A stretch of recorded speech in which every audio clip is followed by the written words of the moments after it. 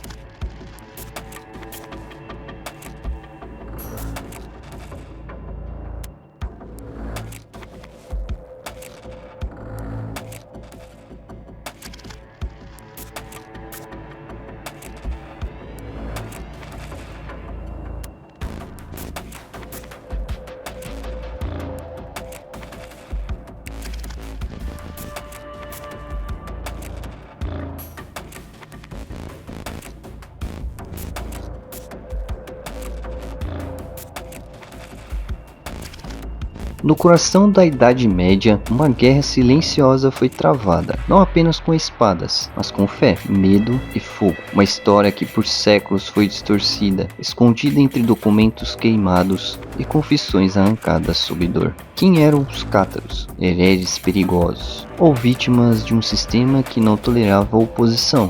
E até onde a igreja foi, para silenciar aqueles que ousaram pensar diferente?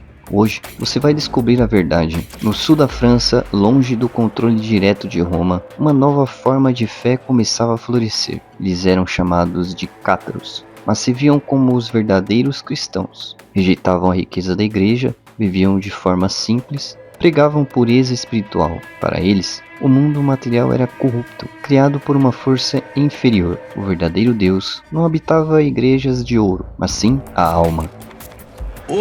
Voltou na Idade Média uma heresia chamada o catarismo, que era gnóstico e era dualista, que acreditavam no seguinte: isso é uma história muito longa que precisaria de um programa inteiro, né? Mas acreditavam que havia dois deuses, um Deus bom que só fez coisas espirituais e um Deus mau que só fez coisas materiais. Era o Deus do Antigo Testamento, aquele Deus vingativo e tal.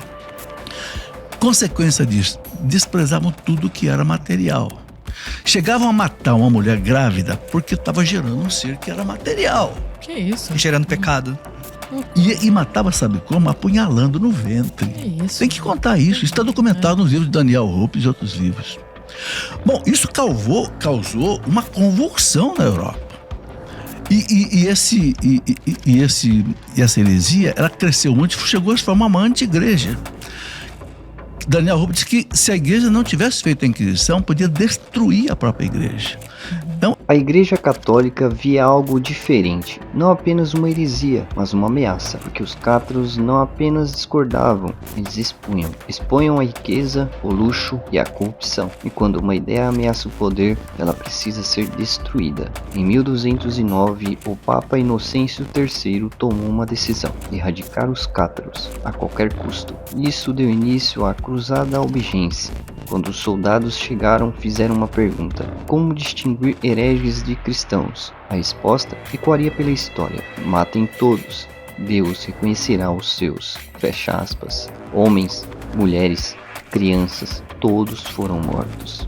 Mesmo após a guerra, os cátaros não desapareceram. Eles se esconderam em vilarejos, montanhas, cavernas. Foi então que surgiu uma nova arma, a Inquisição medieval. Os cátaros, também conhecidos como albigenses, eram um movimento religioso dualista que floresceu no sul da França durante o século XII. Eles desafiaram a autoridade da Igreja Católica e atraíram muitos desiludidos com a Igreja oficial. As crenças cátaras, baseadas no maniqueísmo persa e no bogomilismo búlgaro, defendiam a existência de dois princípios eternos: o bem, Deus, e o mal, Satanás. O mundo material era visto como criação de Satanás, enquanto o mundo espiritual era criado por Deus. O objetivo da vida era escapar do mal através da purificação dos espíritos, reencarnação após reencarnação. A Igreja Católica considerou os cátaros hereges e, em 1209, a Cruzada Albigense foi lançada para exterminá-los. A brutalidade da cruzada dizimou quase por total os cátaros.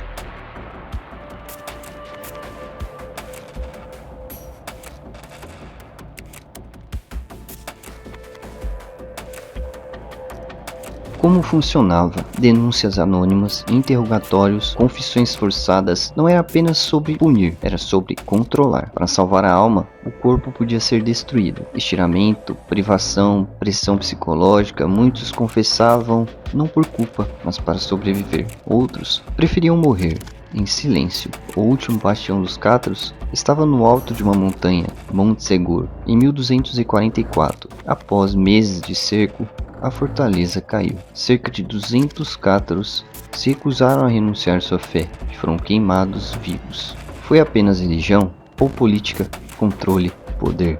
A cruzada não apenas destruiu os cátaros, mas também fortaleceu o domínio da França sobre o sul e consolidou o poder da igreja. A história é escrita pelos vencedores, mas e se os derrotados estivessem mais próximos da verdade? Os cátaros desapareceram, mas sua história ainda ecoa nas cinzas do silêncio. Nessas discussões que nós vemos com a Inquisição, chegam números delirantes, que a Espanha teria matado milhões de pessoas, que tinha sido uma época de terror, uma coisa assim, astronômica, uma coisa assim, mas as discussões são infantis e ridículas.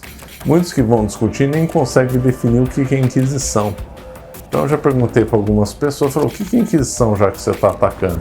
Eles não sabem dizer o que é, só são papagaios que recebem chavões, que repetem chavões que aprenderam em livros ruins. A imagem da fogueira se tornou o símbolo da Inquisição, mas a realidade era mais complexa. Nem todos eram condenados à morte. Muitos recebiam punições como multas, prisões, humilhações públicas. Mas quando a sentença era a morte, o fim era brutal. O fogo purificava o corpo e, segundo acreditavam, salvava a alma. Enquanto fogueiras iluminavam a noite e vozes eram silenciadas, algo nascia nas sombras da própria igreja: o conhecimento. Nos corredores da Universidade de Paris, nas salas da Universidade de Bolonha, homens buscavam respostas, questionavam o mundo, interpretavam a fé, tentavam entender o invisível. Mas até o conhecimento tinha limites, porque pensar era permitido, questionar nem sempre.